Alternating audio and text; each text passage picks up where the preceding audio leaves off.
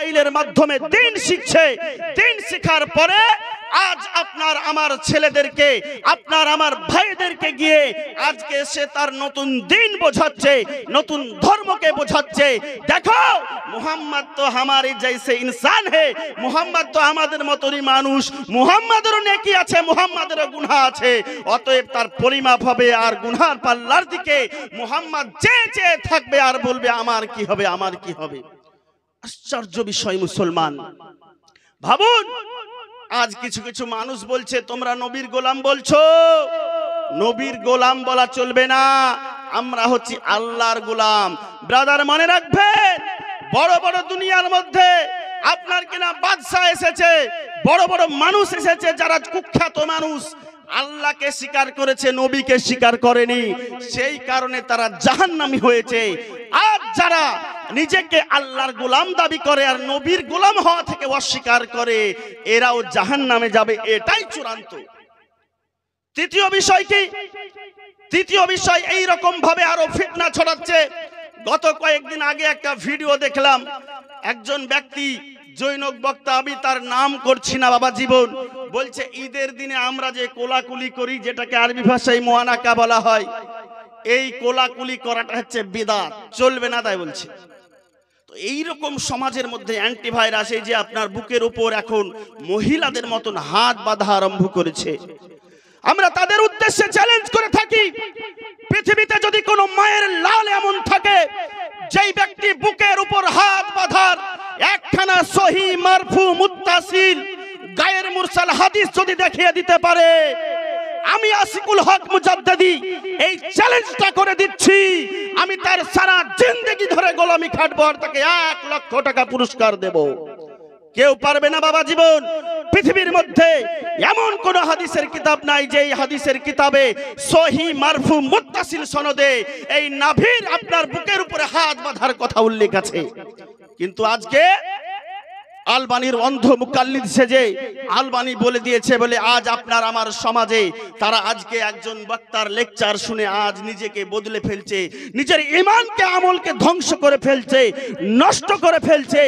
এরই জন্য আয়াত পড়া হয়েছে, ওয়াকুল জাল হক ওয়া জাহকাল বাতিল ইন্নাল বাতিলা কানা যাহুকা। সত্য এসেছে, মিথ্যা দুরভিত হয়েছে, আর মিথ্যা তো দুরভিত হওয়ার জিনিস, ধ্বংস হওয়ার জিনিস। অতএব সত্য প্রকাশ করতে এসেছি বাবা জীবন। মিথ্যাকে দেখে ভয় পাই না, মৃত্যুকে দেখে ভয় পাই না, আমরা সত্য কথা বলতে পিছু পা হয় না।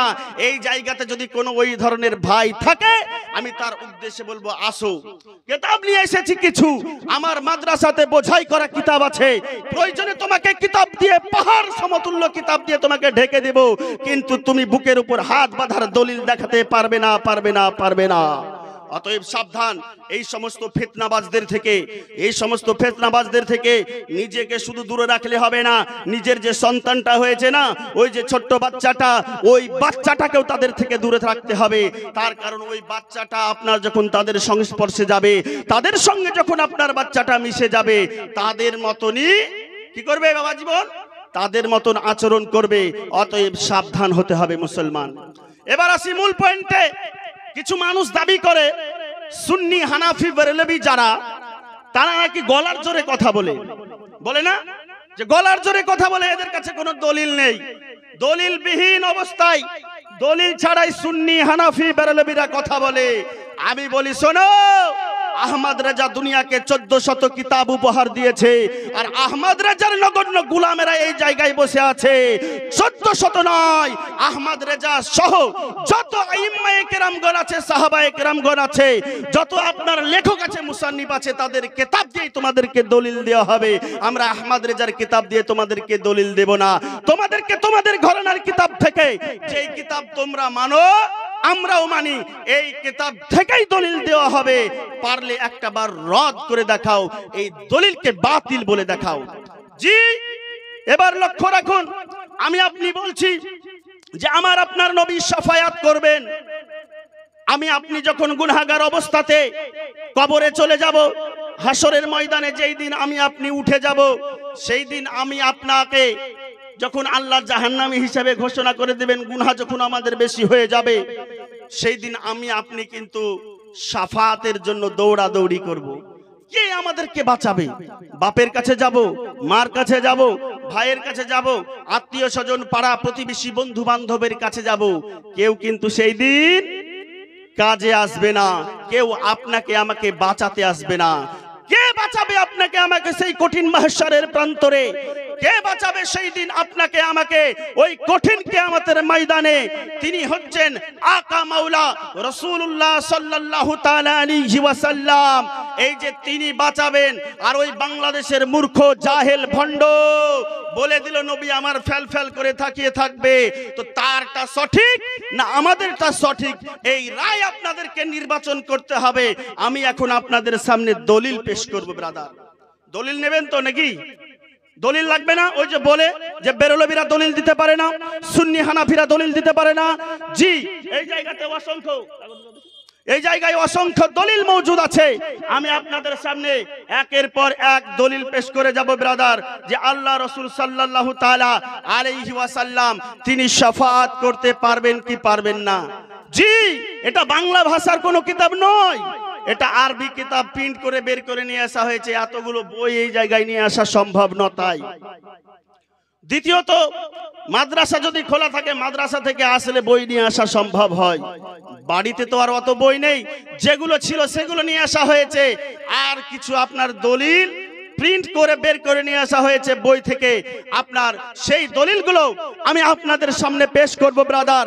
আপনারা এতটা মনে রাখবেন, আহলে সুন্নাত ওয়াল জামাতের আকীদা, আল্লাহ রাসূল সাল্লাল্লাহু তাআলা আলাইহি ওয়া আলিহি ওয়াসাল্লাম কিয়ামতের ময়দানে আপনাকে আমাকে শাফায়াত করে জান্নাতে নিয়ে যাবেন, নিয়ে যাবেন, নিয়ে যাবেন। এটাই হচ্ছে চূড়ান্ত কথা। এই কথাই যে বিশ্বাস করবে না, যে এই বিশ্বাসটা রাখবে না, সেই ব্যক্তি আল্লাহ রাসূলের শাফাআতকে অস্বীকার করার কারণে সঙ্গে সঙ্গে জাহান্নামী হয়ে যাবে। কারণ এটা সাধারণ কোনো হাদিসে বলা হয়নি, এটা বলা হয়েছে আপনার মুতাওয়াতির পর্যায়ের হাদিসে।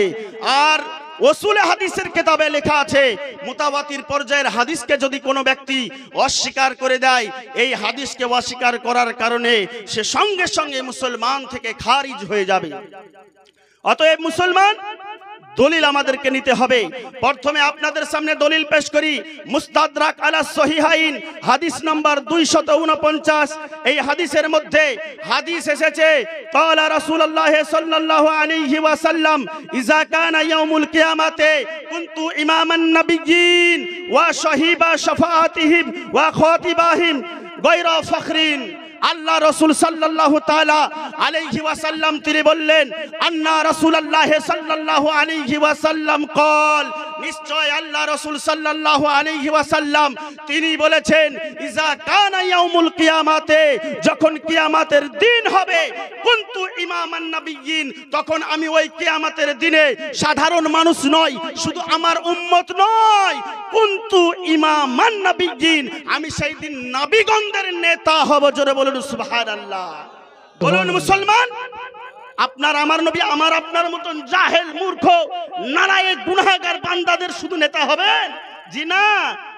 1,24,000 মতান্তরে 2,24,000 নবী দুনিয়ার মধ্যে এসেছিলেন। এই নবীগণ সমস্ত নবীদেরও আপনার কিনা তিনি নেতা হবেন। জোরে বলুন সুবহানাল্লাহ। শুধু নেতা হবেন তাই নয়, ওয়া খাতিবাহিম, এবং আল্লাহ রাসূল সাল্লাল্লাহু আলাইহি ওয়াসাল্লাম তিনি তিনাদের সামনে বক্তৃতা প্রদান করবেন, তাকরীর পেশ করবেন, ওয়া সাহিবা শাফাআতিহিম, এবং আল্লাহ রাসূল সাল্লাল্লাহু আলাইহি ওয়াসাল্লাম তিনি তিনাদেরকে শাফায়াত পর্যন্ত করবেন। জোরে বলুন সুবহানাল্লাহ। এই হাদিস দ্বারা কি প্রমাণিত হলো বাবা জীবন? যে আল্লাহর নবী সাল্লাল্লাহু আলাইহি ওয়াসাল্লাম তিনি কিয়ামতের দিনে আমার আপনার নয়, শুধুমাত্র গাছপালা পশু পাখির নয়, জিন জাতিদের জন্য নয়, সমস্ত মানুষ জাতি, সমস্ত জিন জাতি সহ সমস্ত নবী যারা দুনিয়ার বুকে এসেছিলেন, প্রত্যেকটা নবীদের নেতা হবেন কিয়ামতের দিনে। আর আমাদের নবী হবেন সাহিবা শাফাআতিহিম, তিনি হবেন শাফায়াতের নেতা, তিনি হবেন শাফায়াতের নেতা। ব্রাদার, সেই দিন নবীদেরকেও আল্লাহর নবী সাল্লাল্লাহু আলাইহি ওয়াসাল্লাম তিনি শাফাআত করবেন। সুবহানাল্লাহ, সুবহানাল্লাহ। তাহলে বোঝা গেল ব্রাদার, এক নম্বর দলিল দ্বারা এটাই প্রমাণিত হলো যে আল্লাহর নবী সাল্লাল্লাহু তাআলা আলাইহি ওয়া আলিহি ওয়াসাল্লাম তিনি শাফায়াত করবেন। এটাই হচ্ছে চূড়ান্ত দলিল। মুস্তাদরাক আলা সহিহাইন, লেখকের নাম ইমাম হাকিম নিসাপুরি রহমাতুল্লাহি আলাইহি, হাদিস নম্বর 249 এর মধ্যে হাদিস। এবার দ্বিতীয় হাদিসের দিকে লক্ষ্য রাখেন। আপনার দ্বিতীয় হাদিস সুনানে ইবনে মাজাহ, হাদিস নম্বর 4316। এই হাদিসের মধ্যে আল্লাহ রাসূল সাল্লাল্লাহু আলাইহি ওয়াসাল্লাম তিনি নিজে বলেছেন, লা ইয়াদখুলান্নাল জান্নাতা বিশাফাআতি রাজুলিন মিন উম্মতি আকসারু মিন বানি তামিমিন। আল্লাহ রাসূল সাল্লাল্লাহু আলাইহি ওয়াসাল্লাম তিনি বলে দিলেন, লা ইয়াদখুলান্নাল জান্নাতা বিশাফাআতি রাজুলিন মিন উম্মতি, যে আমার উম্মতের মধ্যে থেকে একজনের শাফাআতে জান্নাতে যাবে আকসারু মিন বানি তামিমিন, বানি তামিম গোত্রীর যত লোক আছে এই সমস্ত লোকদের থেকে বেশি লোক। জোরে বলুন সুবহানাল্লাহ। জি, এখনো বুঝে আসেনি, আমি বুঝতে পেরেছি, বুঝিয়ে দিচ্ছি। আল্লাহ রাসূল বলে দিলেন, আমি নই, আমি নবী না, আমার উম্মতের মধ্যে থেকে একজন ব্যক্তি তিনি শাফায়াত করবেন। কতজন ব্যক্তিকে শাফায়াত করবেন? বনু তামিম বলে একটা গোত্র ছিল, আপনার বংশের থেকেও বড়। বংশ হচ্ছে ছোট জিনিস, আর গোত্রটা তার থেকেও বড়। আপনার এই বানু তামিম এই গোত্র থেকে আপনার যত মানুষ দুনিয়ার মধ্যে এসেছিলেন, এই গোত্রতে যত মানুষ ছিলেন, এই মানুষের যতটা সংখ্যা হয় তার থেকে বেশি সংখ্যায় মানুষকে আল্লাহর নবীর একজন নগণ্য উম্মত সেই দিন শাফায়াত করবে। জোরে বলুন সুবহানাল্লাহ। তাহলে বলুন, আল্লাহর নবীর একজন উম্মতের যদি এত ক্ষমতা হয়, আল্লাহর নবী কতজনকে শাফায়াত করবেন তার সীমা রেখা আছে? জি না। আল্লাহর নবী কতজনকে শাফায়াত করবে এর সীমা রেখা নেই। শুধু আল্লাহর নবী নয়, আল্লাহর নবীর উম্মতেও শাফায়াত করবে। আল্লাহর নবীর উম্মতকেও শাফায়াতের হকদার বানানো হয়েছে। জি, এই হাদিসটা সুনানে ইবনে মাজার হাদিস, আপনারা লক্ষ্য রাখবেন। আর যাদের বিশ্বাস হবে না, ডুপ্লিকেট মনে হবে, ভুল মনে হবে, আপনার কাছে প্রধান আছে মুফতি গুগল, আপনার যেটাকে বলা হয়, গুগলে সার্চ করুন, হাদিস নম্বর দিয়ে দিয়েছি, মিলিয়ে নেন হাদিসটা। যদি না মিলে, একটা হাদিস যদি না মিলে, তার জন্য 50,000 টাকা করে পুরস্কার। আমার যতটুকু ক্ষমতা আছে ততটুকুই বললাম। একটা হাদিস যদি না মিলে, যদি ডুপ্লিকেট বলে থাকি, এই ডুপ্লিকেট বলার কারণে, একটা হাদিস ডুপ্লিকেট বলার কারণে 50,000 টাকা পুরস্কার।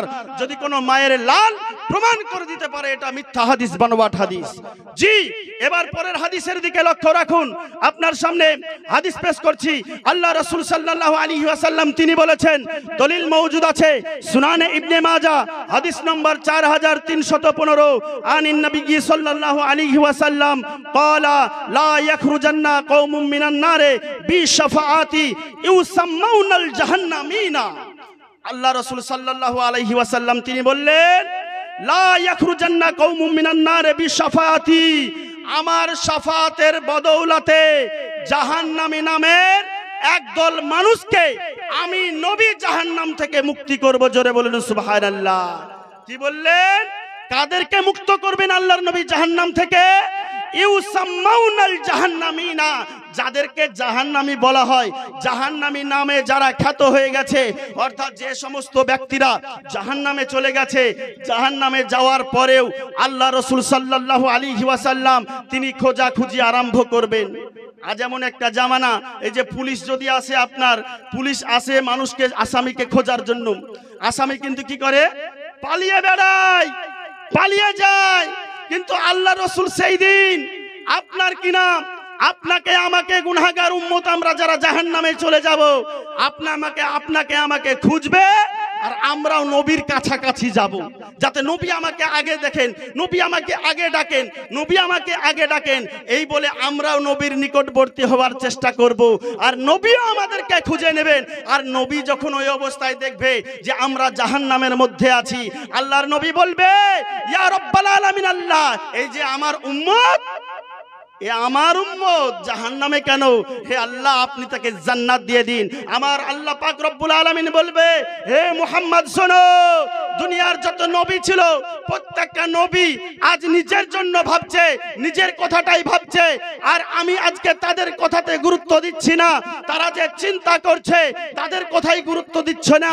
তুমি আমার হাবিব, তুমি আমার পিয়ারা দোস্ত, আজ তুমি তোমার নিজের কথা ভাবো নাই, তুমি তোমার উম্মতের কথা ভাবছো। আমি আল্লাহ দুনিয়ার কোনো কারো কথা ভাবি নাই, আমি তোমার কথা ভাবি। হে প্রিয় হাবিব, তোমার যাকে খুশি তুমি জান্নাতে নিয়ে যাও। জি, এটাও বানোয়াট কথা নয়।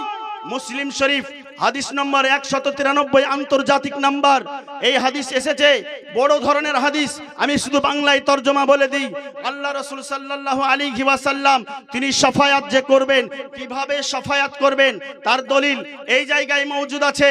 আপনার কিনা আপনি আমি যেদিন আপনার আমার গুনাহ বেশি হয়ে যাবে, এই গুনাহ বেশি হয়ে যাওয়ার কারণে যেদিন আপনার একে অপরে ছোটাছুটি করতে থাকবো, এই প্রান্ত থেকে ওই প্রান্ত, কার কাছে গেলে নেকি পাবো, কার কাছে গেলে লাভ হবে, কে আমাদেরকে শাফায়াত করবে, কে আমাদেরকে সুপারিশ করবে। যখন কোনো আত্মীয় স্বজন আপনার আমার পাশে থাকবে না, সেই দিন আপনি আমি সকলে মিলে আলোচনা করব, চলো আমাদের পিতা, জাতির পিতা হচ্ছে আদম আলাইহিস সালাম, চলো সকলে মিলে আদম আলাইহিস সালামের কাছে যাই। সেই দিন আপনি আমি সকলে মিলে আদম নবীর কাছে যাব। যাওয়ার পরে বলবো, ইয়া আবি, হে আমাদের পিতা আদম, আপনার নিকটে এসেছি, আপনি আমাদেরকে শাফায়াত করুন, আপনি আমাদেরকে সুপারিশ করুন। ওই অবস্থায় আল্লাহর নবী আদমকে যখন বলা হবে, হযরতে আদম আলাইহিস সালাম বলবেন, এটা আমার কাছে সম্ভব নয়, এটা আমার কাছে হবে না, তোমরা নূহের কাছে চলে যাও। তার কারণ নূহ হচ্ছে আল্লাহর প্রথম প্রেরিত রাসূল। নবী আলাদা আর রাসূল আলাদা। জি, হযরতে আদম আলাইহিস সালাম দুনিয়ায় প্রেরিতদের মধ্যে সর্বপ্রথম নবী ছিলেন, কিন্তু সর্বপ্রথম রাসূল কে ছিলেন? মুসলিম শরীফের হাদিস, আপনার কিনা হযরতে আদম আলাইহিস সালাম নিজে বলছেন, আল্লাহর প্রেরিত সর্বপ্রথম রাসূল হলেন হযরতে নূহ আলাইহিস সালাম। তো এই নূহ আলাইহিস সালামের কাছে যখন আপনি আমি চলে যাব, হযরতে নূহ আলাইহিস সালামের কাছে যাওয়ার পরে তিনার কাছে যখন আমি আপনি শাফাআত চাইব, তিনিও বলবেন, না, আমার কাছে কোনো শাফাআত হবে না। তোমাদেরকে যদি শাফাআত পেতে হয়, তোমাদেরকে যদি শাফাআত নিতে হয়, তোমরা তোমাদের জাতির পিতা ইব্রাহিম আলাইহিস সালামের কাছে চলে যাও। আমি আপনি সেই দিন আপনার কিনা হযরতে ইব্রাহিম আলাইহিস সালামের কাছে যখন চলে যাব, যাওয়ার পরে হযরতে ইব্রাহিম আলাইহিস সালাম তিনি ফিরিয়ে দেবেন, বলবে তুমি নবী মুসার কাছে চলে যাও, তিনি যদি পারেন শাফায়াত করতে তিনিই পারবেন। আমি আপনি যখন মুসা আলাইহিস সালামের কাছে যাব, তখন হযরতে ঈসা আলাইহিস সালামের কাছে পাঠানো হবে। আর যখন হযরতে ঈসা আলাইহিস সালামের কাছে যাব, তখন কি বলবে হযরতে ঈসা আলাইহিস সালাম? হযরতে ঈসা আলাইহিস সালাম বলবে, শোনো, আল্লাহ পাক রব্বুল আলামিন তিনাকেই সবথেকে শ্রেষ্ঠ বানিয়েছেন, তিনাকেই সবথেকে প্রিয় বানিয়েছেন। তিনার কথাই আল্লাহ পাক রব্বুল আলামিন স্মরণ করবেন, তিনার কথাই আল্লাহ পাক রব্বুল আলামিন শ্রবণ করবেন, তিনার কথাই শুনবেন। অতএব আমাদের কাছে নয়, আমি ঈসার কাছে নয়, তোমরা সকলে মিলে নবী মুহাম্মদুর রাসূলুল্লাহ সাল্লাল্লাহু তাআলা আলাইহি ওয়াসাল্লামের কাছে চলে যাও, তিনি তোমাদেরকে শাফায়াত করবেন।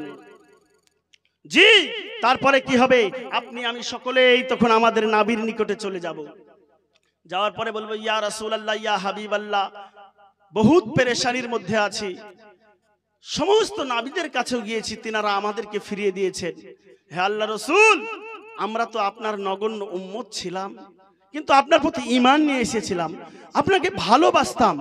আপনার আকীদায়, আপনার বিশ্বাসের ক্ষেত্রে যদি কোনো বাতিল কিছু বলতো, আমরা তাদের সামনে গর্দানকে উঁচু করে কথা বলতাম।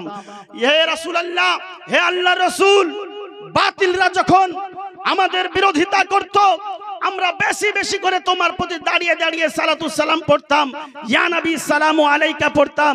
হে আল্লাহর রাসূল, আমাদের বিশ্বাস ছিল, আকীদা ছিল, কবরেও তুমি এসে শাফায়াত করবে, হাসরের ময়দানেও তুমি থাকবে, শাফায়াত করবে, মিজানের জায়গাতেও তুমি থেকে শাফায়াত করবে, পুলসিরাতের রাস্তার পাশে থেকেও তুমি আমাদের রাস্তা পার হয়ে যাওয়াকে আসান করে দিবে। অতএব হে আল্লাহর রাসূল, আপনার নিকটে এসেছি, যদি একটু শাফায়াত করেন। আমার রাসূলুল্লাহ আপনাকে আমাকে দেখে রহমতের ভান্ডার নবী আমার, শুধু দুনিয়ার জন্য রহমত ছিলেন না, আল্লাহ বলছেন, ওমা আরসালনাকা ইল্লা রাহমাতাল লিল আলামিন, আমি আমার নবীকে পাঠাতাম না যদি আমি আমার নবীকে রহমতের ভান্ডার না করতাম সমগ্র জাহানের জন্য। আলামিন মানে সমস্ত জাহান যতটা জগৎ আছে সব জগতের কথা বলা হয়েছে, চাহে দুনিয়া হোক, চাহে আলামে বারজাখ হোক, চাহে আপনার আখির জামান হোক, আপনার মানে যেটাকে আমরা বলি আপনার ওই আখিরাত যেটাকে বলি আমরা, এই আখিরাত যেটাই হোক না কেন, যেই দুনিয়ায় হোক না কেন, প্রত্যেকটা জায়গায় হচ্ছে আল্লাহর নবী আপনার আমার জন্য রহমত। অতএব আপনার আমার নবী যখন এই কথা শুনবেন, তিনি সঙ্গে সঙ্গে আল্লাহর দরবারে সাজদায় পড়ে যাবেন। আল্লাহর নবী যখন সাজদায় পড়ে যাবেন, আল্লাহ পাক রব্বুল ইজ্জাত তিনি আমার নবীকে বলবেন, হে আমার পেয়ারা দোস্ত মাথা তোলো।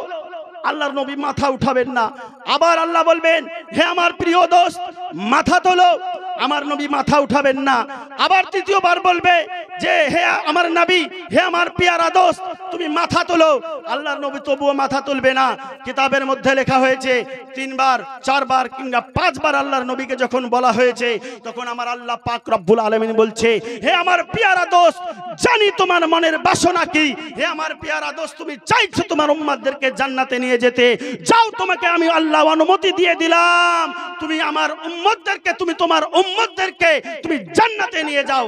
আল্লাহর নবী সঙ্গে সঙ্গে মাথা তুলে দেবেন, আর মাথা তুলে দিয়ে সমস্ত উম্মতকে, গুনাহগার উম্মতদেরকে তিনি জান্নাতে নিয়ে যাবেন। জোরে বলুন সুবহানাল্লাহ। সুবহানাল্লাহ, সুবহান। জি, এরই জন্য আলা হযরত ইমাম আহমদ রেজা খান ফজলে বেরলভী রাদিয়াল্লাহু তাআলা আনহু তিনি বলেছেন, কোন দেতা है देने की मुंह चाहिए, कौन देता है देने को मुंह चाहिए, देने वाला है सच्चा हमारा नबी। জি, যদি কেউ দেনেওয়ালা থাকে সঠিক, সে হচ্ছে আমাদের নবী। তার কারণ আল্লাহর নবী সাল্লাল্লাহু আলাইহি ওয়াসাল্লাম তিনাকে কাসিম করেছেন আমার আল্লাহ তাআলা। আল্লাহ বলছেন, হে রাসূল আমি তো মালিক, আর তুমি হচ্ছে বাটনেওয়ালা কাসিম, তুমি দাও তোমার যাকে খুশি। আর আল্লাহর নবী যেমন কিয়ামতের দিনে আপনার রোজ হাসরের প্রান্তরে আপনাকে আমাকে জান্নাত দিবে, তেমনই ভাবে দুনিয়াতেও আল্লাহর নবী জান্নাতের টিকিট দিয়েছেন, দেন নাই? জি, আল্লাহ রাসূল বলেছেন, আবু বকর তুমি জান্নাতি, উসমান তুমি জান্নাতি, আলী তুমি জান্নাতি, উমর তুমি জান্নাতি। এইভাবে করে আল্লাহ পাক রব্বুল আলামিনের প্রিয় নবী মুহাম্মদুর রাসূলুল্লাহ সাল্লাল্লাহু তাআলা আলাইহি ওয়াসাল্লাম তিনি 10 জন ব্যক্তিকে দুনিয়ার মধ্যে জান্নাতের টিকিট দিয়েছিলেন। জি, তাহলে বলুন, ওই নাবিকে যদি কেউ বলে যে মিজানের পাল্লার দিকে ফ্যাল ফ্যাল করে চেয়ে থাকবে, তাহলে পারে কি অবস্থা হবে আপনার?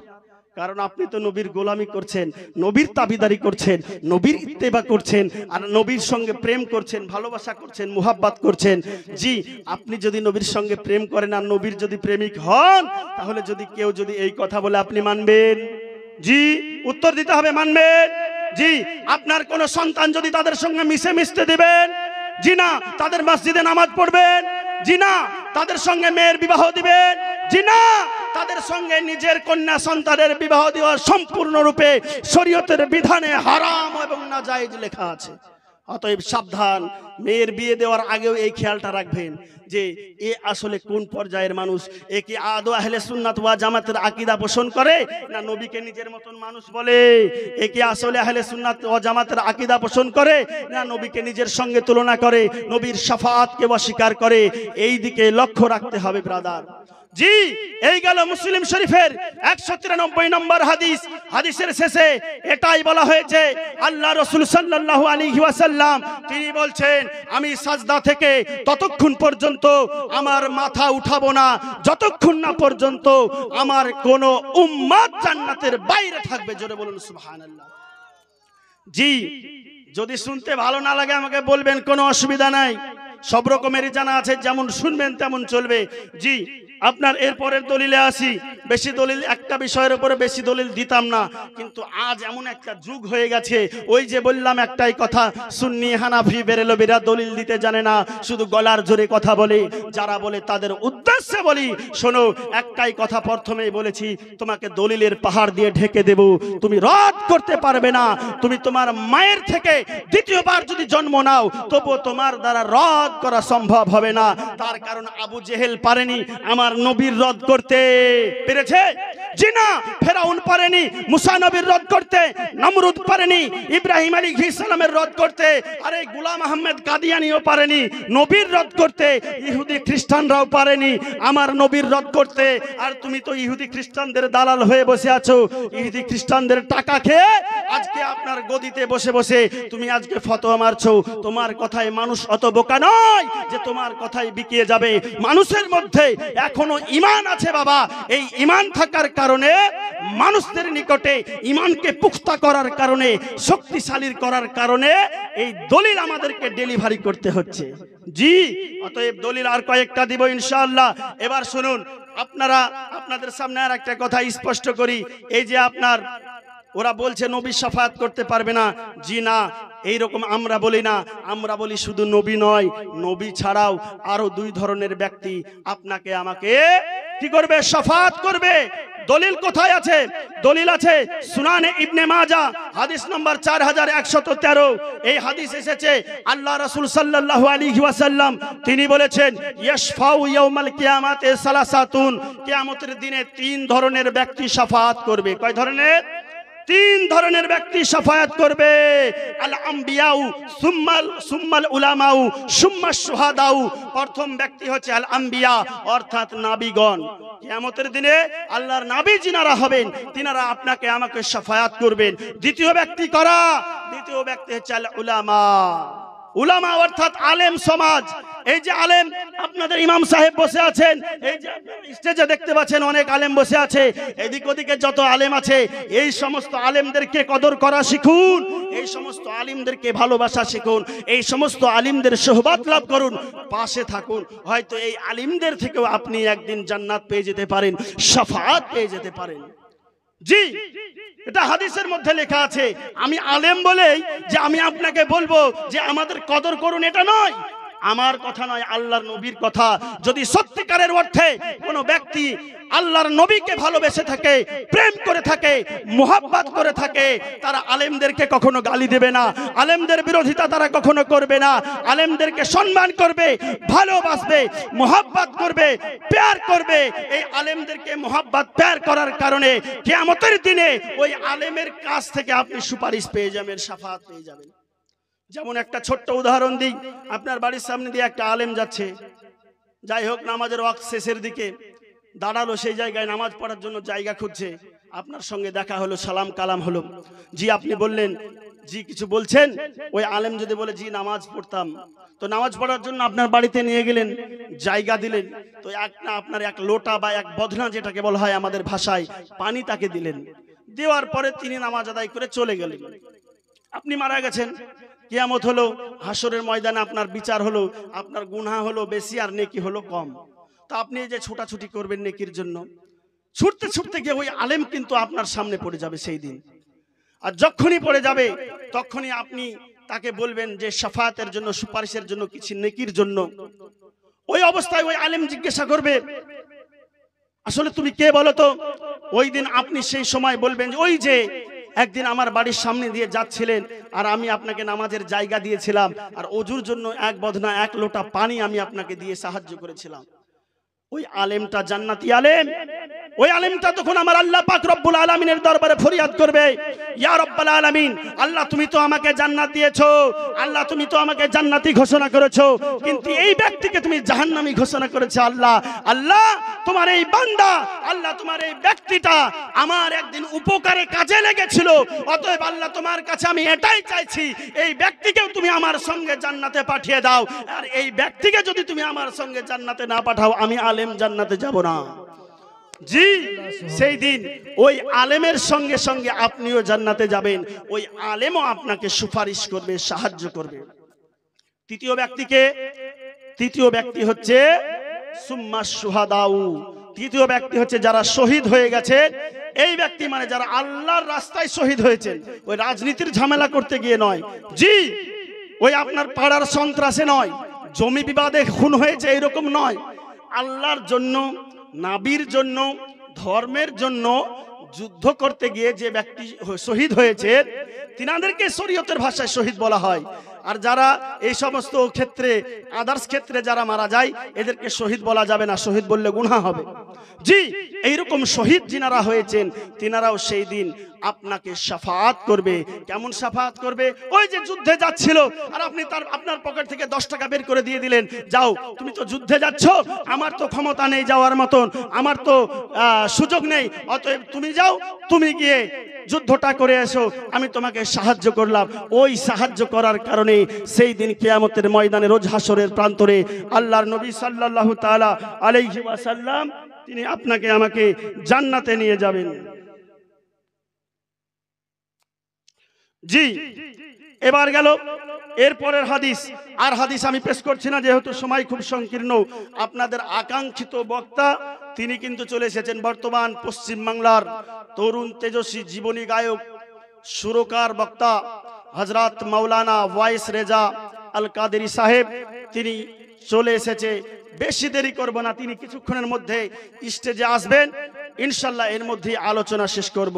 তো ব্রাদার, আল্লাহ পাক রব্বুল আলামিন তিনি কোন ব্যক্তিকে শাফাআতের যদি অনুমতি দেন, ওই ব্যক্তি সেই দিন শাফাআত করে আপনাকে আমাকে জান্নাতে নিয়ে যেতে পারবেন। এটা গেল হাদিসের দলিল। পবিত্র কুরআনের মধ্যে আল্লাহ পাক রব্বুল ইজ্জাত তিনি ঘোষণা করেছেন, মান জাল্লাযী ইয়াশফাউ ইনদাহু ইল্লা বিইজনি, কে আছে বলো এমন যে ব্যক্তি কিয়ামতের রোজ হাসরের ময়দানে শাফাআত করবে আমার অনুমতি ব্যতীত। অর্থাৎ কিয়ামতের আপনার রোজ হাসরের ময়দানে যিনারা শাফাআত করবে আল্লাহর অনুমতি নিয়েই, আল্লাহর অনুমতি সাপেক্ষে সেই দিন আপনার কিনা বিভিন্ন ধরনের মানুষ, আল্লাহর নবীরা এবং আলেমরা এবং শহীদ যিনারা হয়ে গেছেন তিনারা সেই দিন শাফাআত করবে। এটাই হচ্ছে চূড়ান্ত বিধান আর এটাই হচ্ছে চূড়ান্ত নিয়ম। অতএব মুসলমান, কারো কোনো ফিতনায় পা দিবেন না, কারো কথা শুনে নিজের মনকে গলিয়ে ফেলবেন না।